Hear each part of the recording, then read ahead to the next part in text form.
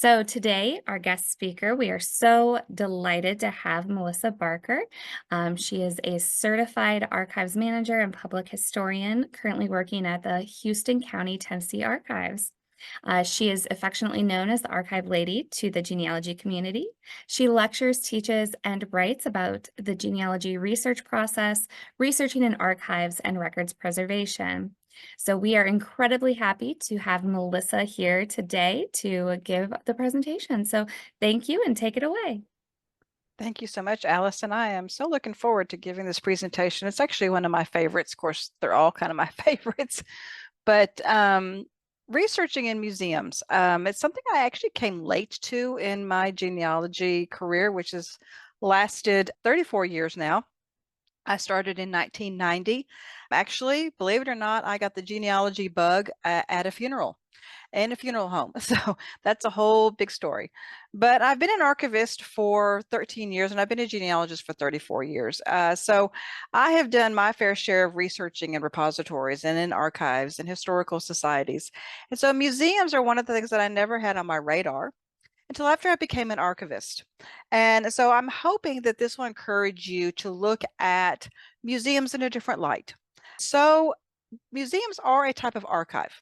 And if you hear the word archive bantered around amongst genealogists and archivists, and you may think to yourself, but what exactly is an archive? The Society of American Archivists defines an archive as an organization that collects the records of individuals, families, or other organizations. Now, that's a very broad definition.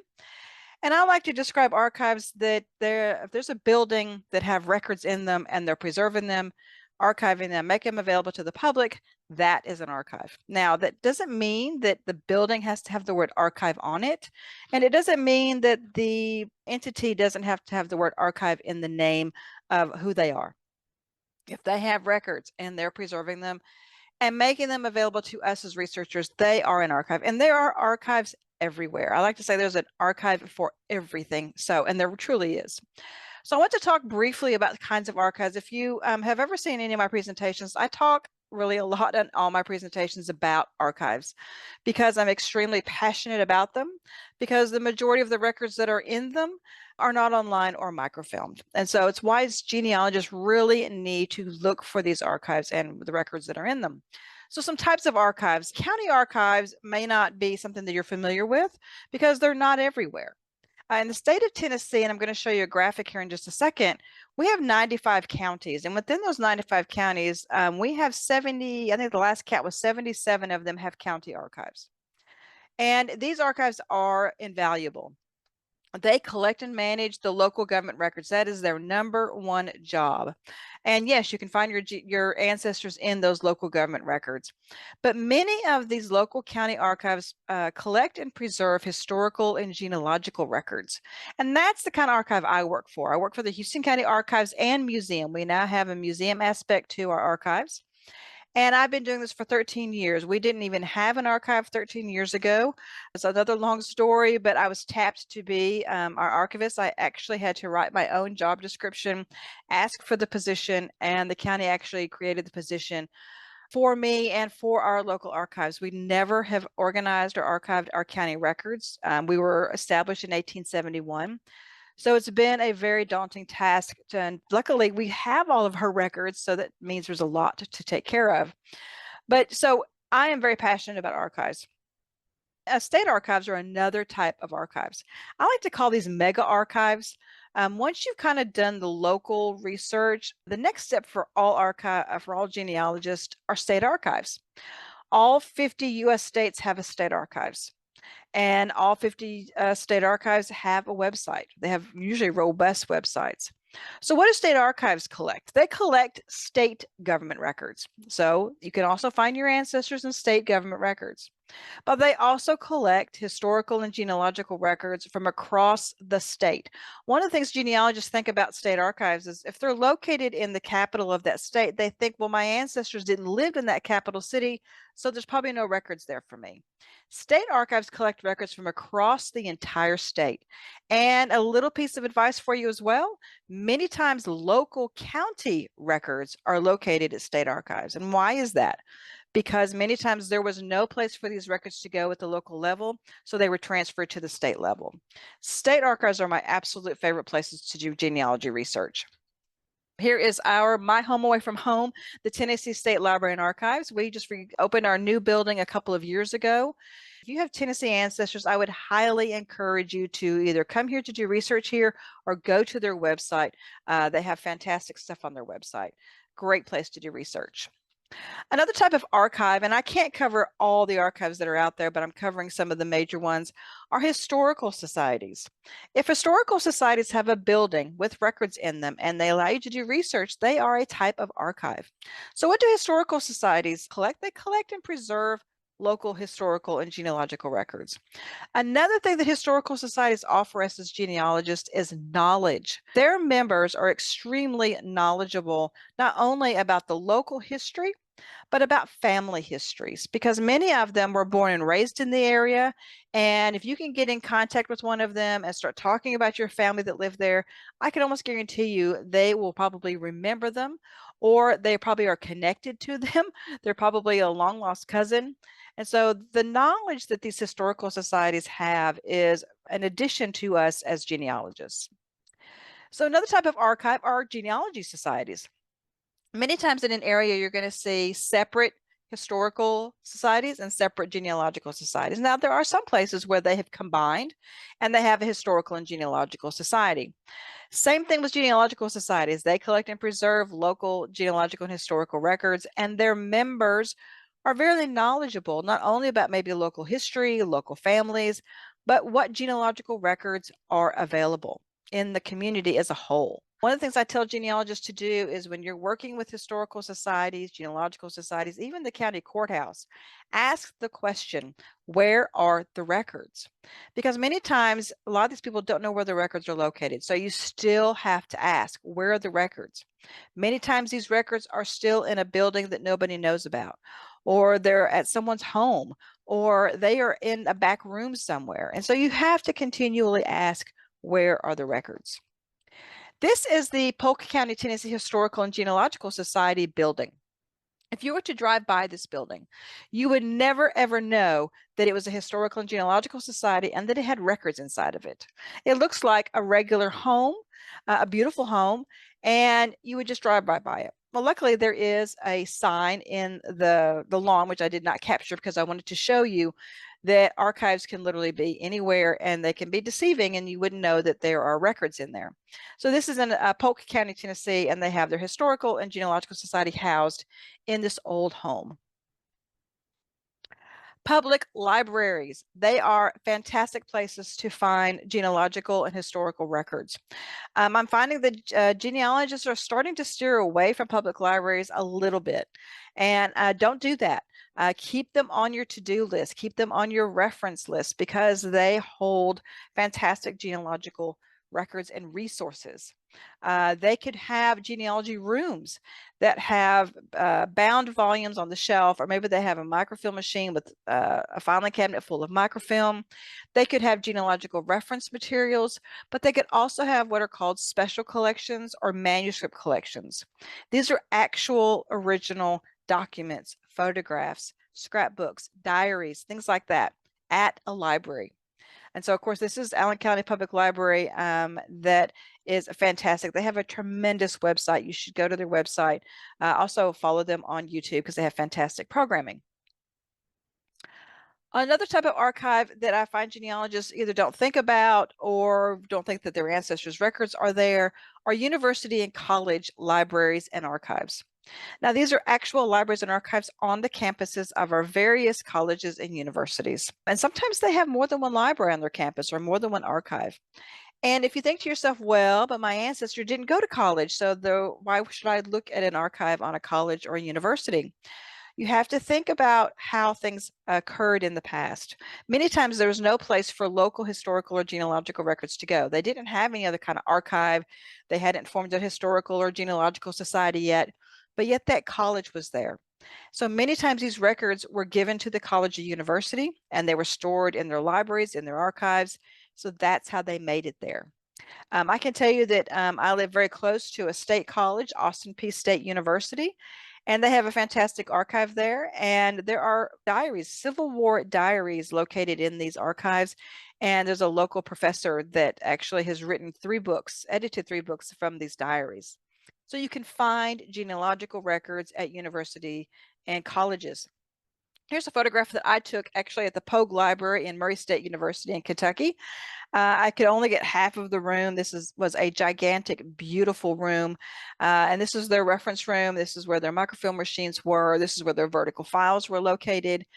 Funny thing, because I took this photograph several years ago when I was taking clients and doing client work as a professional genealogist. And this was my first encounter with one of the new fangled microfilm machines where it was hooked up to a computer. You could email yourself the documents that you found or put them on a thumb drive.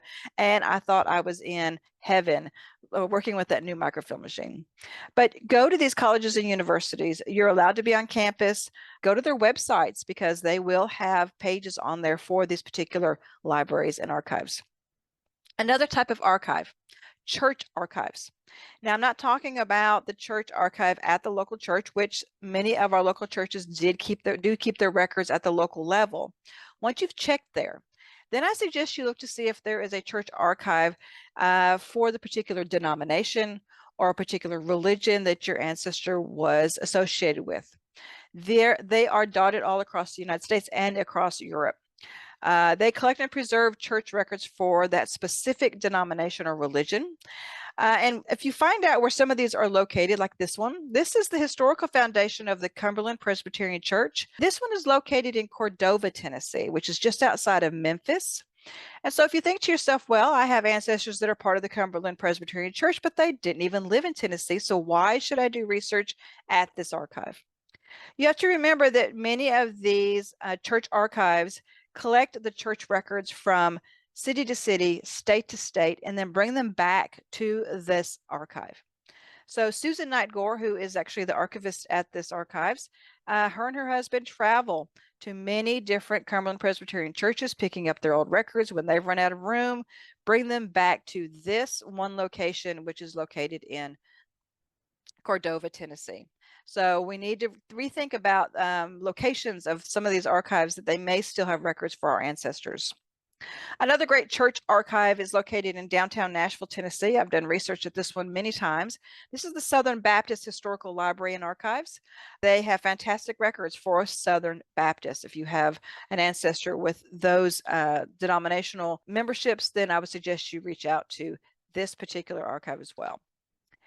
Ethnic archives, we have several of them, and they are absolutely fantastic places to do research for the ethnicity of your ancestors. Now, you may not find specific documents naming your ancestor, but these are fantastic places to find records about how a race of people lived and how their ethnicity grew. And so a great place to find that out. So some of the examples I can give you is this one. This is the Smithsonian National Museum of the American Indian Archive Center in Washington, D.C. And so that's a great place to find information on our Native American ancestors. This is one of our newest ones. This is the National Museum of African American History and Culture in Washington, D.C. I've not had the privilege to visit this particular museum yet. I'm going to show you a picture of the inside here in just a second, but fantastic places to learn about the culture of your ancestors and that particular ethnicity. And here we've come to what we're going to talk about tonight, a type of archive. Museums. Have you ever thought about museums as being an archive, being a place where as genealogists you can go and do research? I actually, like I said, came late to the idea of using museums for my genealogy research, but I'm glad that I finally realized that they contain records. Museums do collect and preserve all kinds of things. Each museum is unique and one of a kind. They collect and preserve those historical and genealogical records. They have photographs, they have artifacts, they have scrapbooks, diaries, they have textiles. So don't forget museums as a type of archive and place that you need to be looking at. So the term archive is not solely used to represent a county, a state, any kind of organization. It is wherever the records are located, and that even includes museums. So let's talk about museums as a place for us to do research. So the Merriam-Webster Dictionary online actually defines a museum as a building in which objects of historical, Scientific, artistic, or cultural interests are stored and displayed. So that should tell us right there, historical, stored and displayed, which means they have genealogical records. And what are we doing as genealogists? We are searching for the records. So some types of museums. The local museum. Just like I say about archives, there's actually museums out there for everything. I have known some people that have actually had museums in their homes. And so because they've collected so much of something that they've been able to open a museum.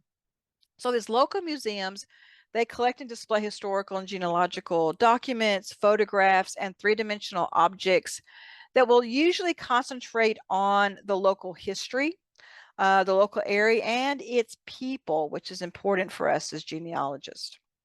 This is actually a photograph, an old photograph, because we've actually moved our archives since then, of a display in our archives and museum. This is what we call our courthouse display. We have had 3 different courthouses in our lifetime here in Houston County, Tennessee, and we have a permanent display that displays photographs, documents, objects that came out of the courthouse. And so this is an example of that. State museums, just like a state archives, there are usually state museums. I can't tell you that there's one in all 50 US states because I've not ever researched that, but there are state museums. And they do the same as the local museums. They collect those historical and genealogical records, photographs, three-dimensional artifacts, textiles even, but they concentrate on the history of the entire state. Now, they will have displays and exhibits on specific things having to do with that history of that particular state. And they will talk about and display things about certain people that have made an impact on that state. If you like me, I love to go to museums, and state museums are one of my absolute favorites to go to. Here is the inside of the Illinois State Museum. I love to walk through and see what they have on display. And the reason I like to see what's on display is because I know that there's probably more where that came from in back rooms. And so I'm going to talk about that in a minute in more detail. Regional museums. Just like archives, there are regional museums. And they're going to do the same thing as most of the museums I'm talking about. But they're going to particularly tell the story of that particular region and the people that lived in that region. And so these are great museums to go to. Here is, I love this photograph. I just want to go walk into this photograph. This is a museum of the Appalachia in Clinton, Tennessee. As you can see, they display all kinds of wonderful artifacts, but I can also tell you they have documents, photographs, scrapbooks, diaries, old letters, documents, and photographs. We as genealogists, that's what we're looking for. But when you go to museums like this is what you're going to see. You're going to see displays and exhibits. You need to pay attention because you might actually find your ancestor on display or exhibit. I have known genealogists to walk through a museum and see an old letter by one of their ancestors or a photograph of their ancestor. And if you see something like that on display, you need to talk to the museum curator because there may be more in boxes in the back room. And then again, ethnic museums, just like those archives, we have some ethnic museums. They again concentrate on a specific race, a specific ethnicity of people. And then they collect those documents and photographs and artifacts for that particular race to tell their unique story. One of those, this is the one I showed you a minute ago. This is the National Museum of African American History in Washington, D.C. This is a photograph from the inside of that museum. Again, fantastic exhibits and displays. And as you can see, they're off to the right corner. What do they have? They have documents, they have photographs. And so that's what we're looking for. So there is a museum for everything and everyone, and we should be doing that. So where do I start? Where do I start? If I've decided, okay, I'm going to start looking for these museums, where do I start? Well, you start locally. Knowing where to find the records and how to find the records is actually our first step. And that's our first step as genealogists, period. But when you're going to start researching in any area, in any type of archive, library, historical society, museums, it's always best to start at the local level. And when I say the local level, I want you to get as local as you can. So within our states, we have counties. Within our counties, we have cities. Now, Louisiana has parishes. Within those counties or parishes, we have cities, communities. So you really need to get down to as local as you can, especially in the very larger cities because they have much more layers. Here's an example of that. This is actually from the Tennessee State Library and Archives website. This is from their archives development page. Now, this is a map of the state of Tennessee. And if you remember at the beginning, I said something about the state of Tennessee having 95 counties. And within those 95 counties, we have about 77 of those that have an archive, a county archive. So here's a depiction of that. And I'm not sure if this is completely updated, but this is what's on there as of today because I grabbed this today. And so the blue colored counties have an active archives or records program. The counties in white are without an active archives and records program. And then the counties in green kind of have a partial active archives, meaning they may have an archive building or they may have archived records, but they don't have an archivist. Or maybe they have an archivist, but they don't have a building. All kinds of different reasons why that there's a partial there. So you can see all the blue indications of a county archives. Now, if you have Tennessee ancestors, you go to the archives development page and you go to this map. It's actually interactive. You can click on the county where your ancestors are from, and it takes you to a page where it gives you all the information that you need about that particular county archive. So you need to locate and document the museums and archives in that specific area where your ancestors are from. So take notes, bookmark their websites, find out where they're located, and find out all the contact information about these repositories. Pick up the phone or get on your email and talk to the museum curators. Talk to them about the records that they have. Are they open to the public for research? We're going to talk about more about access in just a second.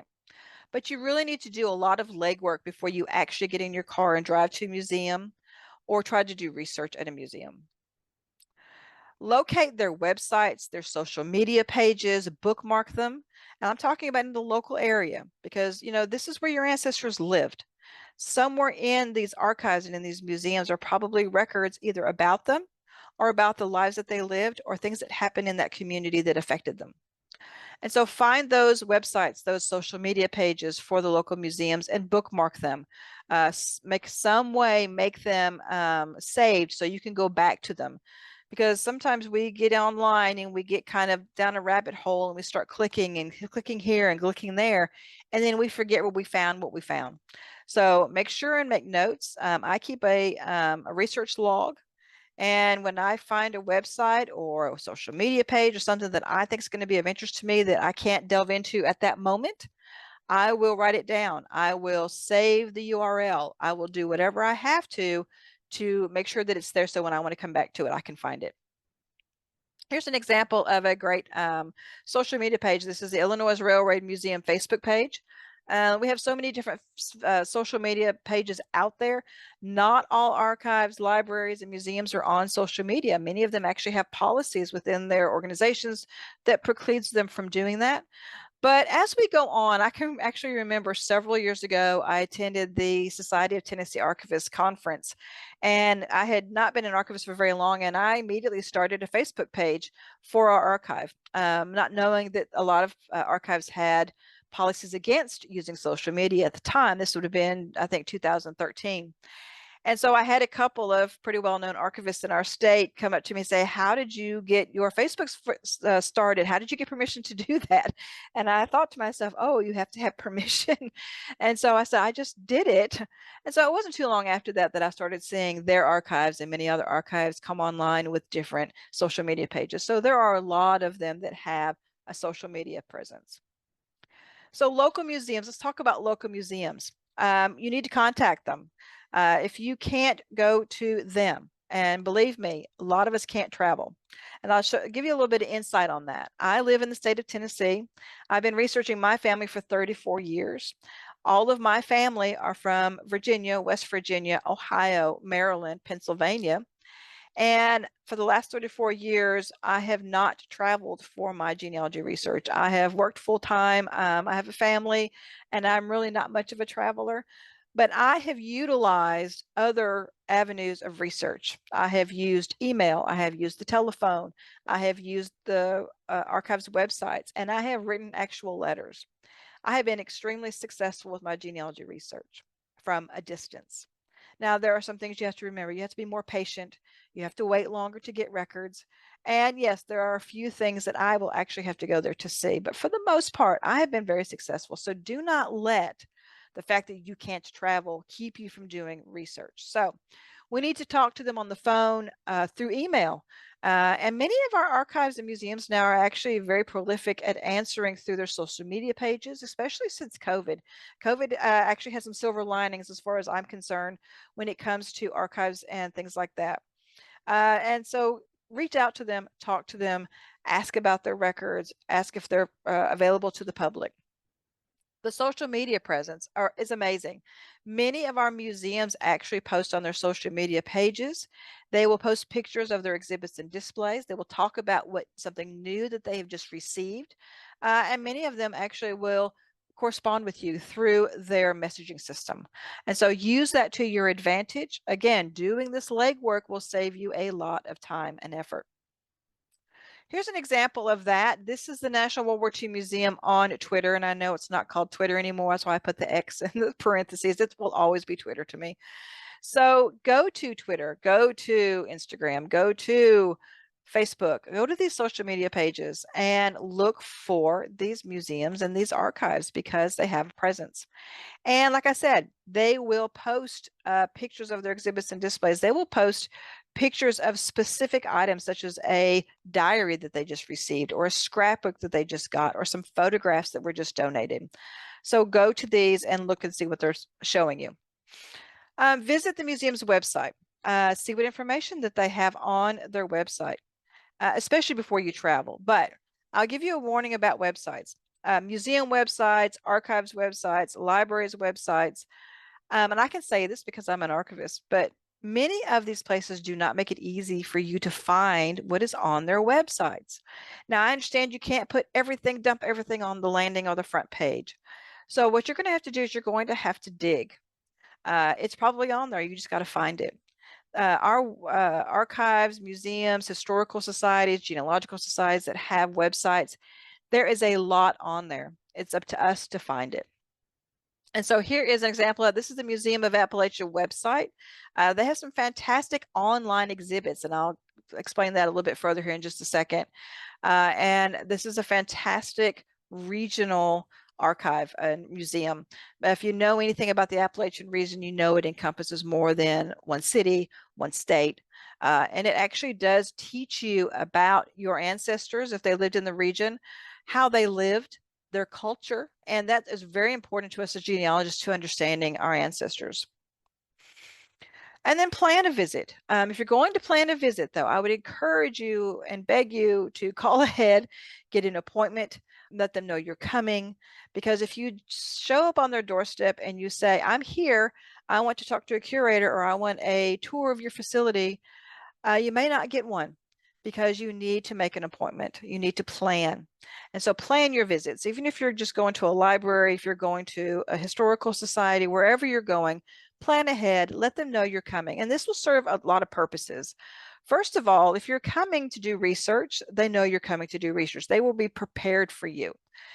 If they know you want a tour of the facility, which I encourage all genealogists to ask for a tour of any kind of archive or museum. You can learn so much from a tour, but you need to plan ahead. And then if you know, they know you're coming, and if you've talked to them in just a little bit about your family history, if they're anything like me as an archivist, I already start looking and pulling things for you before you even show up. Because it does two things. It's going to help you with your research, but it's going to help me because of the day you come, you're probably not going to be the only researcher I'm working with that day. And if I already knew in advance what you're researching and I can already have it pulled and ready for you, then I can be helping other patrons while you're doing research in what I've pulled for you. And so it helps you and it helps us at the facility. State museums. Many of our states have state museums and they are fantastic. I cannot encourage you more to look at these. So if there's no local museums where your ancestors live, go to the state museums. They may have records and things about your ancestors there because there's no place locally for them to go.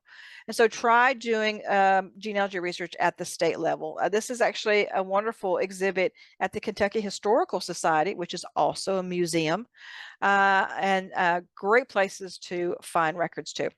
So go to their website and dig, just like I talked about. Click on everything. There's nothing off limits. Just start clicking and digging down. Records, indexing of records, indexing of finding aids, indexing of all kinds of records are on their websites, and they may even have digitized records, artifacts on their website, but you have to dig to find them. And again, look for their social media presence. Many times on their websites, you can see that they were advertising their social media where they are located, and so you can follow those to find them on social media. And then again, plan your visit to discuss your research with them. These are also state museums. But they may be able to help you locate those smaller local museums. If you've looked for yourself in the local area and you can't find what you're looking for, talk to the state museums. Many times they know these little small local museums that you can't find, and so they can help you with that.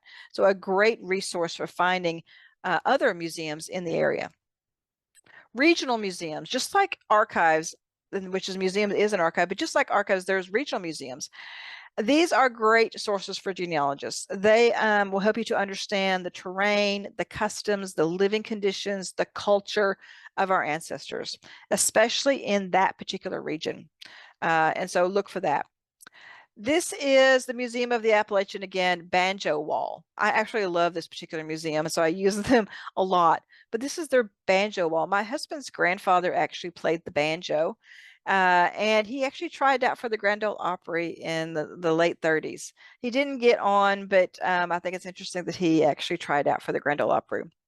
So go to the regional museums websites again and dig through to find what they have, what their holdings are.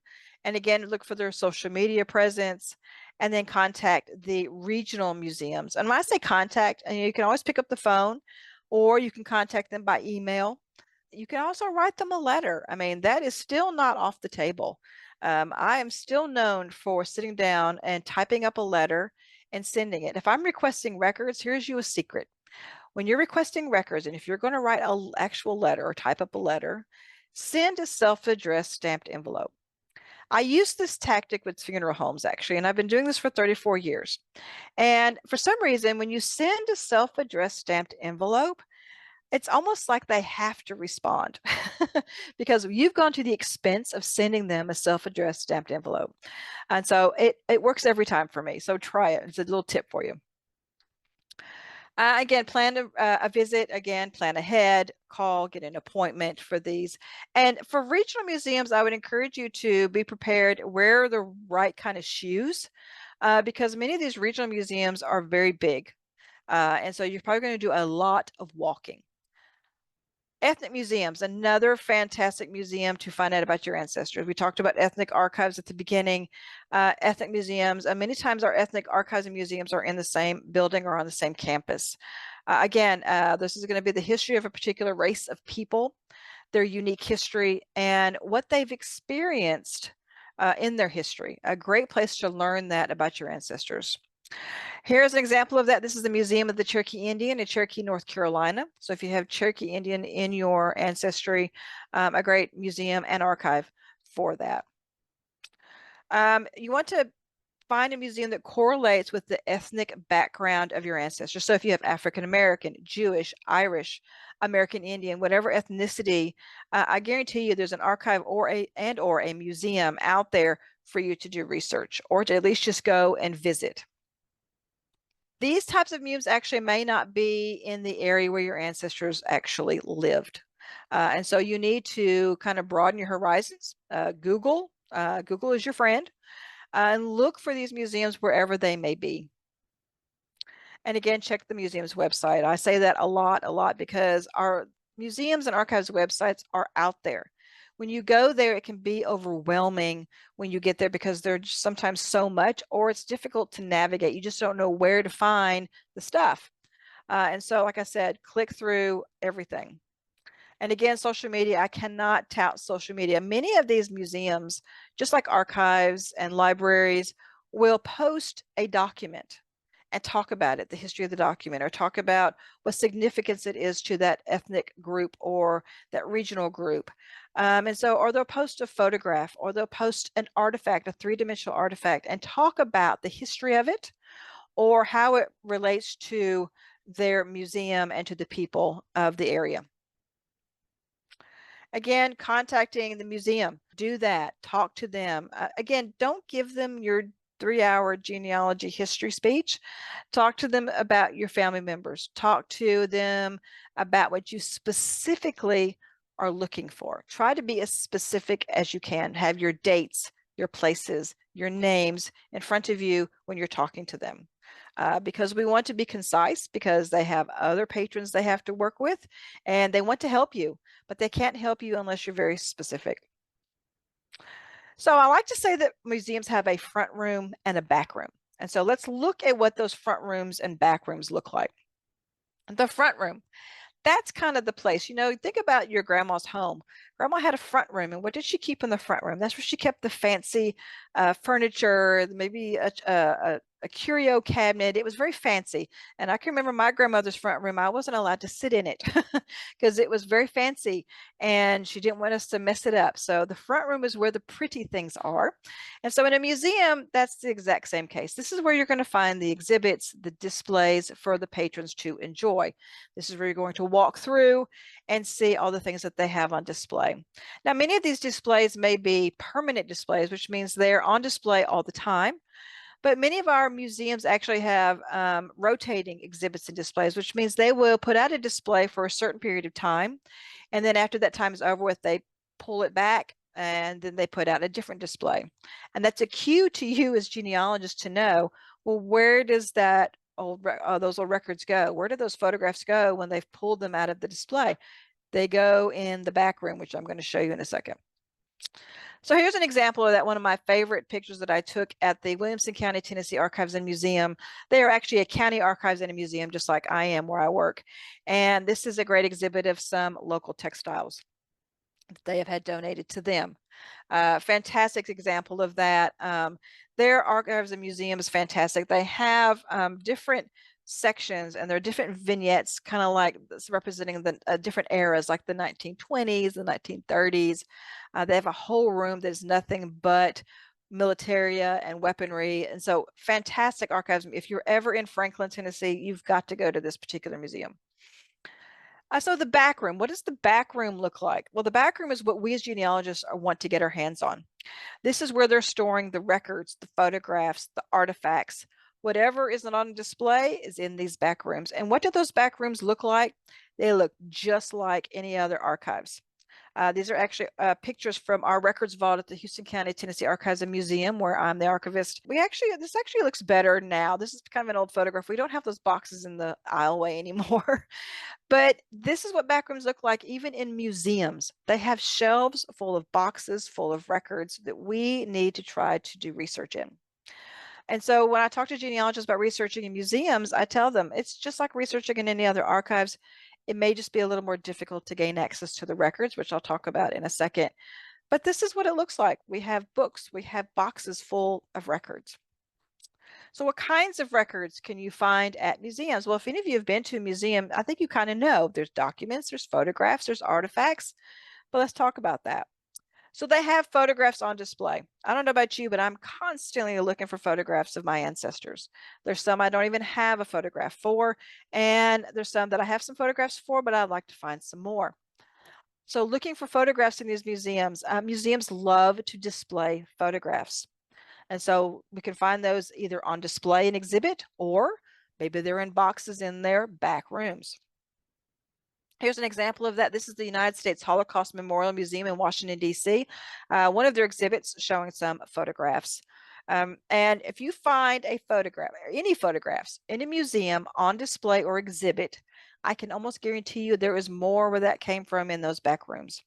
And so that's why when you're going through these museums and you see these kinds of records, just know that there's more in those back rooms. These are fantastic visual exhibits. They can draw visitors in. They normally will advertise these exhibits and displays, especially when they have first put them out. So that's why I tell you to watch their websites, watch their social media pages.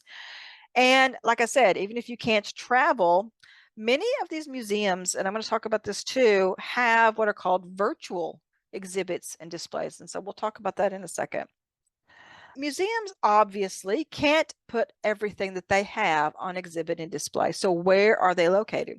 They're located in those back rooms, and that's what we want to look for.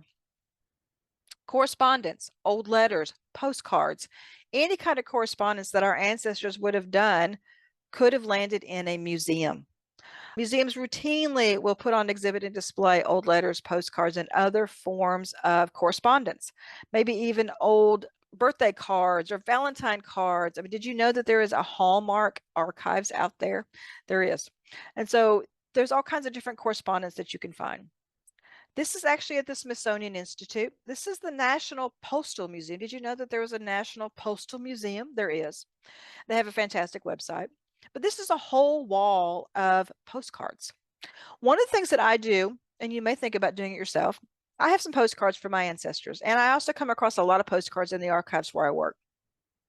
I kind of get worked up and I kind of look at these postcards, the images, and I start researching the images. Many times this will actually help you to figure out where your ancestors were. Maybe even will help you to, if they were on vacation. I actually have a postcard for my great grandmother when she married her second husband. And they were on their honeymoon at Put in Bay, Ohio. It was a tourist attraction. It still is today. And they are behind this, it was a whole setup where you're behind this boat, take your picture, and neither one of them are smiling. Now, I know that photographers tell people, don't smile, we got to take a picture. But I think it's funny that they're on their honeymoon and they take this picture and they are not smiling. They look so sad. But I love the photograph because it puts my ancestors in a time and place because there's actually a visual. So these correspondence could be on display as part of a larger collection that they have on display. And so we need to be asking about that. So when you go on their websites or social media pages, you should know or should be able to see the kinds of exhibits and displays. And a lot of times these museums will name their exhibit or display. And so I'll give you an inclination of what's there. Many times these types of records, and same thing with archives, they're donated by local families or local organizations so that they can be preserved. Many times museums will actually purchase things from local auctions, estate auctions, and different kinds of online auctions if it's something pertaining to their local area or to their mission as a museum. And so many people ask me, well, how do they get all these records and things? Well, it's because that they have had them donated most of the time, or they have actually purchased them out of estate sales or online auctions. These museums actually have diaries, journals, and autograph books. These are fantastic genealogical resources, and we find them in archives. We find them at historical and genealogical societies. Even some of our libraries have some of these physical types of records. But museums, they love to display this kind of stuff. And so these types of records are not only there to tell the history of the local individuals, but they usually contain information about local history. And so that's why these museums like to have them. Here's an example of a diary. This is from the Holocaust Center again for Humanity. This is the Diary of Anne Frank. Many of you may have read the book, The Diary of Anne Frank, but this is her actual diary. And it has been on display at the Holocaust Center for Humanity. And so if one diary is on display, maybe there's 10 other diaries from the same person, but guess where they're at? In the back room. And so that's why we need to talk to the museum curators, work with these museums to try to gain access to these records. And so many times these museums will actually bring out these particular types of records for a specific exhibit. Maybe it's an anniversary of a particular local event, and so they will bring out certain documents, photographs for that type of display. Maybe a national event. Maybe they are not celebrating, but they're actually documenting an event. Maybe it's the 50th anniversary of something or 100th anniversary or something. And they're bringing out certain records for this particular event. And a lot of times these things are mentioned in diaries, journals, and autograph books. Military records. Our museums have military records, and there's also complete museums dedicated to the military. If you're researching your ancestors' military service, great place to find records. Not all museums house military records, you should know that, or artifacts, but they might have some, especially if it's local. Here is actually an exhibit that I did. We were having a World War II event locally here, and they asked me to bring some items from our archives to put on display, and we did. And so these were on display, and we had a fantastic event. But everybody wanted to know, well, where did these come from? And I said, these were donated to our local archive, and we have them in our archives and museum. And so it lets people know what we have. And so many of these museums are going to display these military items, whether it's documents or photographs or artifacts.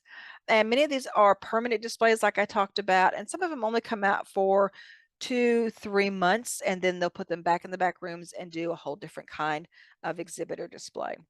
Now, here is a museum that is nothing but militarium. This is the Vietnam War exhibit at the Chenault Aviation and Military Museum in Monroe, Louisiana. From what I understand, this particular display is a permanent display. It stays out all the time. They might move things around, or some of the jackets there, because of the lighting. They don't want to be exposed to lighting for this long time. They'll maybe change out and put a different kind of jacket. But these kinds of museums exist, and they have documents, they have records, and they have these three-dimensional items as well. And so remember that what is on display could actually just be the tip of the iceberg. What you see on display, whether you see a postcard, you see a Civil War letter, or a photograph, they may have only put one or two out, and they maybe have a whole box of them back in the back rooms. So that's why we as genealogists really need to try to understand what they have. So I'm going to take you a little bit behind closed doors, because majority of what you are probably going to want to look at are going to be behind closed doors. Just like in archives, I tell genealogists all the time, when you go to a library or an archives or historical society that have records, if you're sitting inside or sitting in that research area where you have the table and the chairs, you might have a couple of bookshelves with some reference materials on there. The majority of the records are behind closed doors. And so you have to talk to the librarian, you have to talk to the archivist, the museum curator, about what they have. And so the museums actually store the majority of their records behind closed doors, just like any other archive. This is actually a photograph of our election records there on that shelf at the archives where I work. And it's out of the sight of us as patrons. And so sometimes that is a detriment to us, because then we don't think about, well, what could they have? And this is where the tour of the facility comes in. Again, call ahead, make an appointment. Don't just show up on the doorstep. But I highly encourage you to take tours of archives and museums if you can get the tour.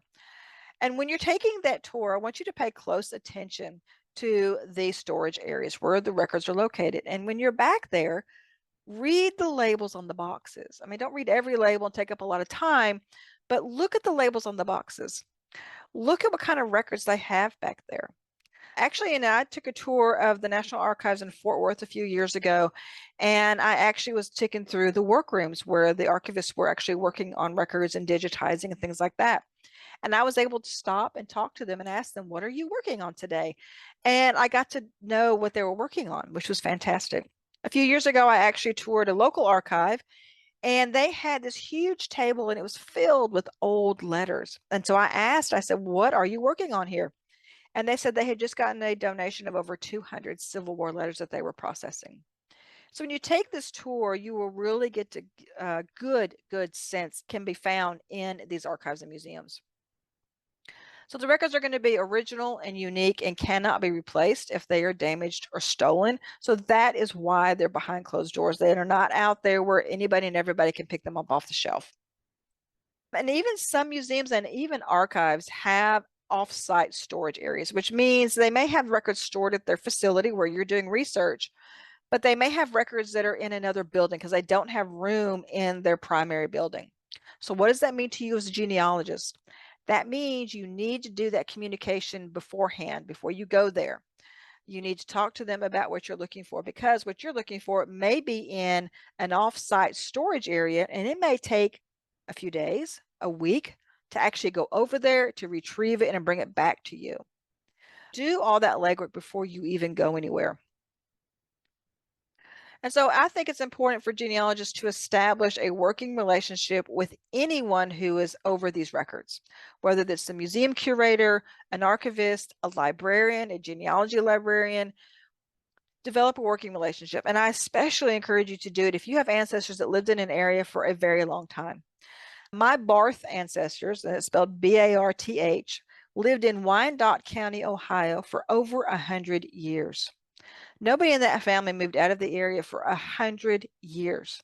So yes, I developed a very good working relationship with all of the local archives, libraries, museums, historical society members in that area because I knew I was going to be spending a lot of time emailing, phone calling, writing letters on this family because they lived there so long, which was fantastic for me because I found I'm still not done. You're never done with your genealogy, but lots of records in that area.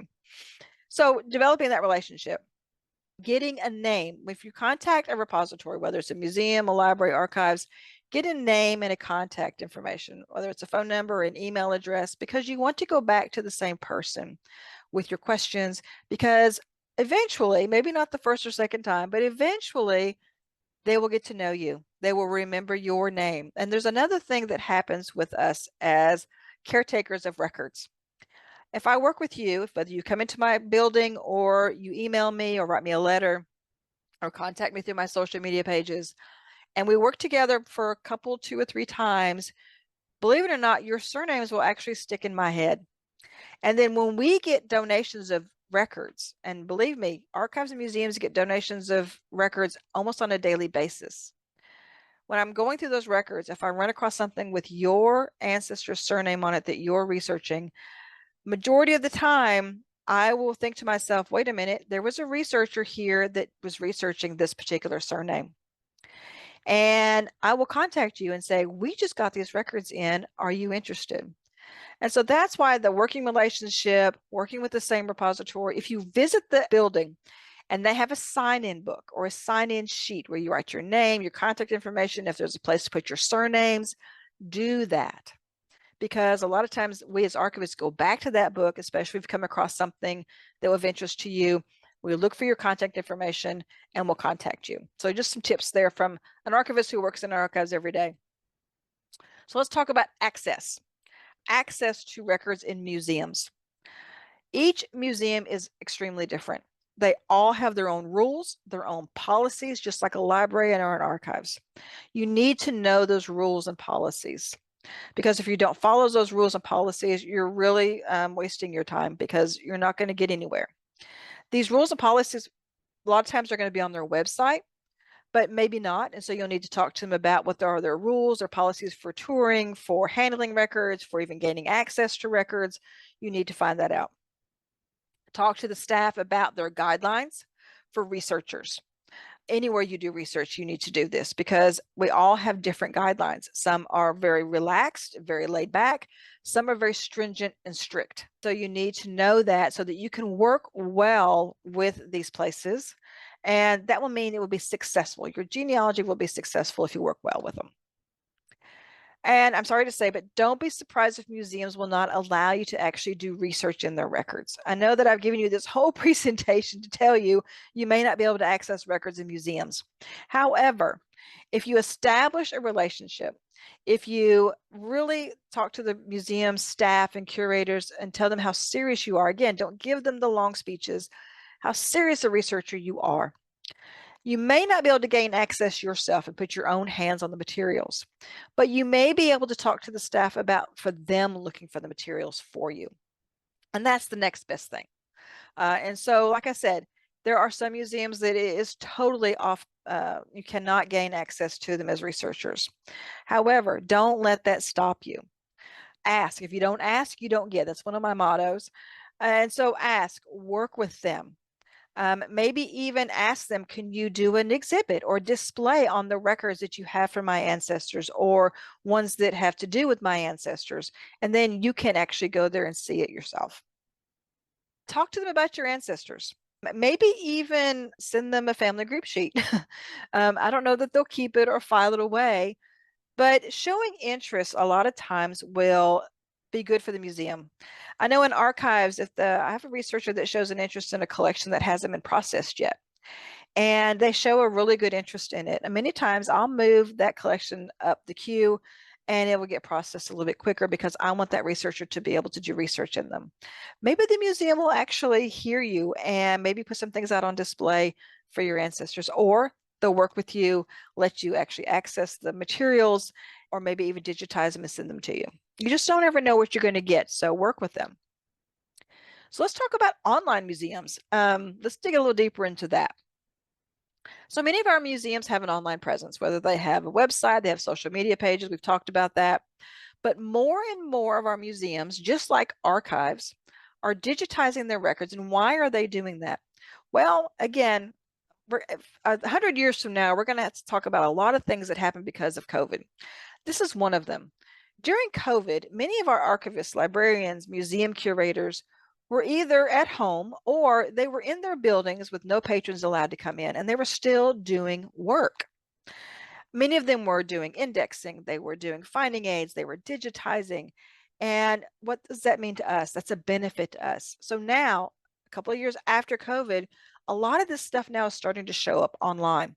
And so many of our museums have started scanning and digitizing. And another reason why they're doing that is because they know that not everybody can actually physically go to their facility. So what are they doing? They're scanning, they're digitizing, they're offering online exhibits and displays. So look for those on their website. And again, get click happy. My husband says that when he works with me with computer related things, he says I get click happy. I don't think so, but he says I do.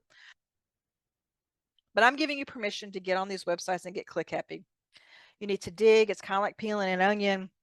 You got to go through page after page to find those online indexes, finding aids, and the digitized records. Don't be afraid to click on everything to see what is on the website. Utilize the website search feature, but don't rely on it. It's not foolproof. No search feature on a website is foolproof. But use it. I mean, I use them all the time, but actually go and look at the actual cataloging and the actual indexing. Use the Ask the Curator or Ask the Librarian button. I have found that they are answering pretty quickly these days. Ask your question again, be very specific, be concise, and I think you'll get an answer pretty darn quick. And so use those to your advantage, especially if you can't travel. Online museums, utilize the websites that museums contribute information to. Now, I put in parentheses, these links are actually in the handout. Museums and archives and libraries contribute to particular online websites. When I say contribute, I mean that they will actually share their finding aids, their indexes, and museums will actually share links to their online exhibits and displays. And so what are those places? Well, Archive Grid is one. That's fantastic. And not all of these repositories contribute, but you can go there and look for them. Internet Archive is another one. And you can actually search for them by place. Accessible Archives is another. HathiTrust is another one. The National Union Catalog of Manuscript Collections, which in the business we call it NUCMUC. And the big ones are the Library of Congress and the U.S. National Archives. Now, the Library of Congress has a tremendous amount of digitized material. And if you don't think you could find your ancestor on the Library of Congress, try again, because I guarantee you probably can find one thing on there at least. I have found several things. The U.S. National Archives, another fantastic place to find indexed records, finding aids, and especially digitized records. I know that the last year or so, the National Archives has come out and said that I think by 2026, they want all of the government agencies to only send them their digitized records. In fact, they don't want hardly any more paper records. And so we're actually moving towards that. Be on the lookout for virtual displays and exhibits. These are going to be on the museum's webpage normally. They'll probably advertise them on their social media pages. But these online exhibits and displays might have records pertaining to your ancestors. And guess what? You don't even have to leave the comfort of your home. They're right there on their websites. So I'm going to show you a couple examples of some, I think, fantastic ones that are there all the time. Now, sometimes they have permanent ones, just like physical ones. They have permanent ones, and they have ones that are just temporary that they put up and then they'll take back down. This is an example. The Tennessee State Library and Archives several years ago, actually 2015, to commemorate the 150th anniversary of the Civil War. They did what was called Looking Back, the Civil War in Tennessee. Now, if you don't have Tennessee ancestors, continue listening because I'm going to tell you something that's not Tennessee related.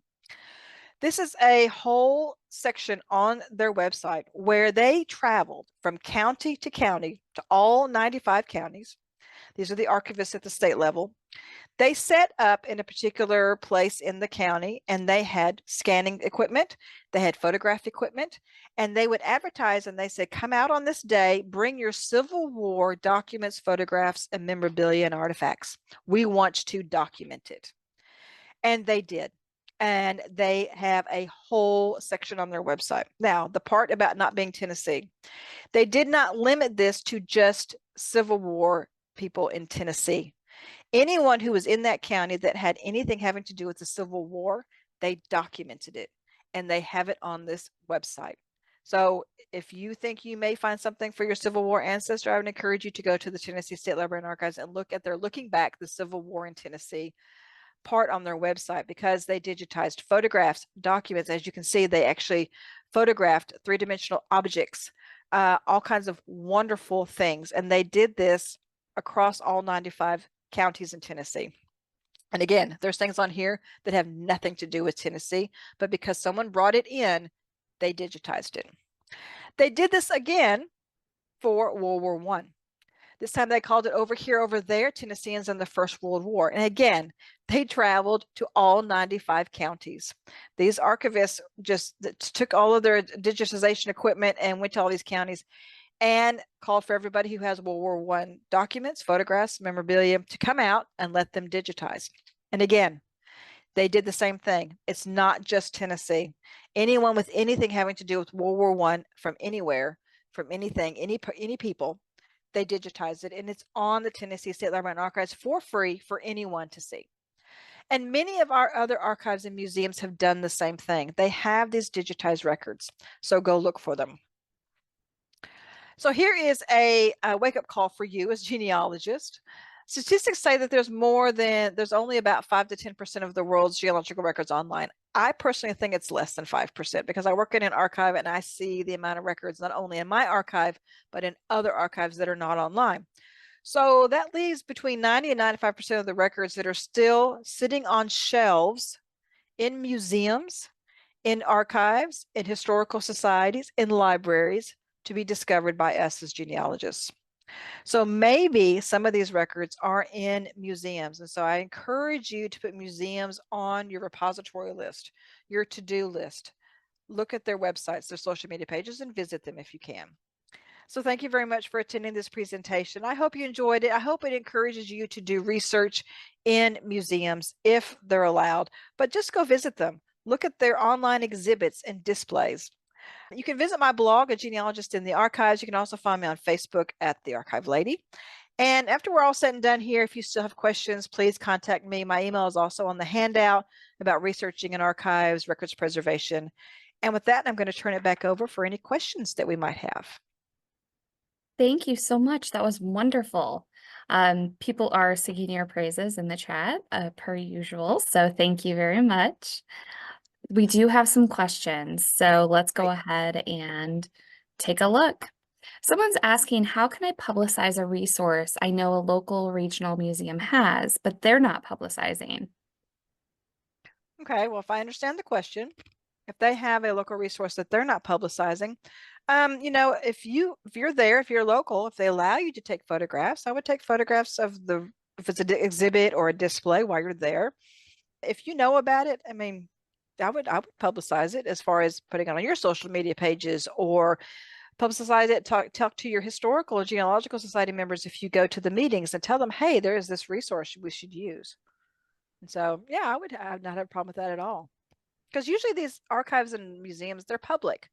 And the records that they have are usually open to the public, especially if they have them on exhibit and display. As a part of an auction lot, someone purchased many cabinet card photographs. There's no family or name identifiers, but most have photographers and cities named.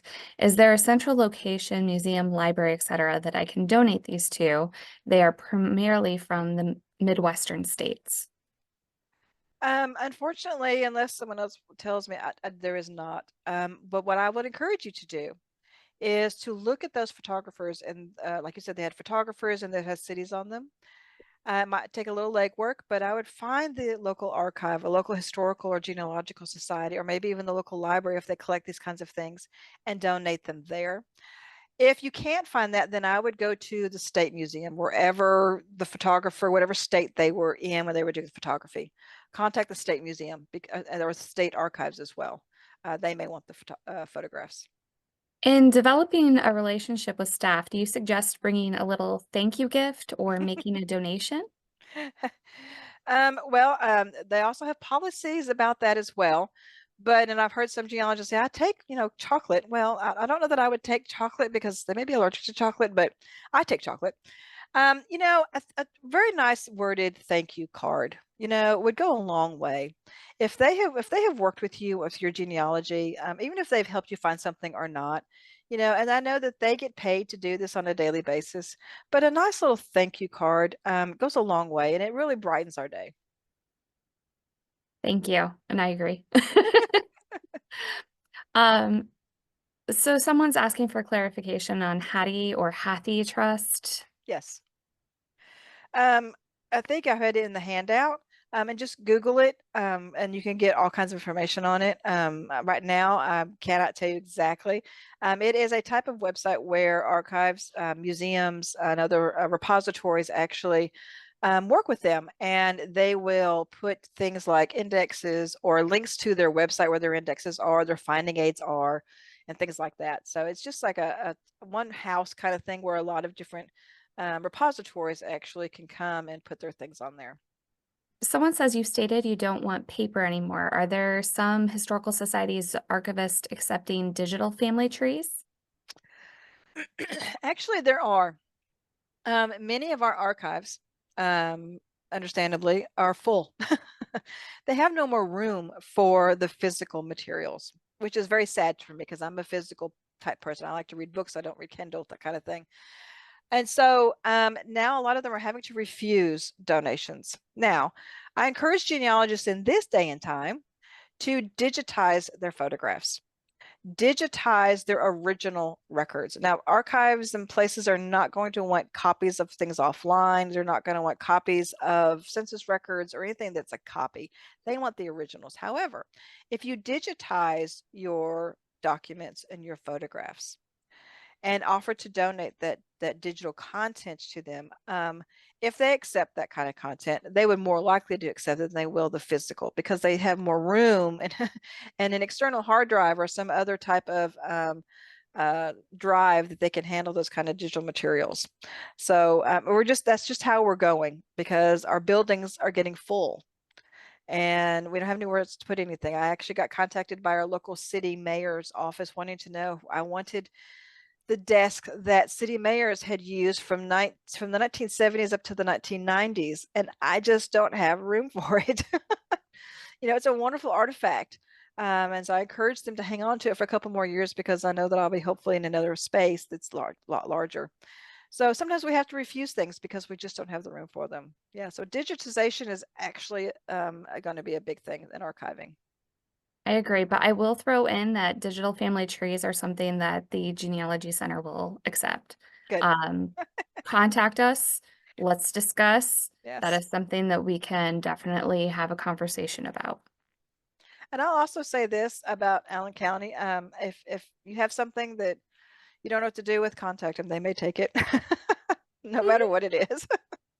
Yes, please contact us. Yep. Um, so we only have time for one more question. I'm gonna go ahead and go with this one. Are there some sensitive items like the much talked about lynching postcards held back from the public? Um, I would say no. If I've seen archives and museums display them in such a way that it is historically accurate and historically done very well to educate the community about that period of time in our history. For the most part, I have found that archives and museums do not hold back sensitive material because it's part of our history. and it's something that should be documented. They may have cautions before you enter the exhibitor display about the material, because they want to warn people that if this might be disturbing to you. A lot of times I've seen museums do something like that. Thank you so much for a wonderful presentation. If you guys didn't get your question answered, please reach out to us, genealogy@acpl.info. Melissa has very generously offered her email address if you have more specific questions for her. So please reach out. We all want you to be successful with your research. So thank you again, Melissa, for a wonderful presentation. And thank you all for joining us. We appreciate it and hope to see you at our next program. Have a good evening. Bye. Thank you.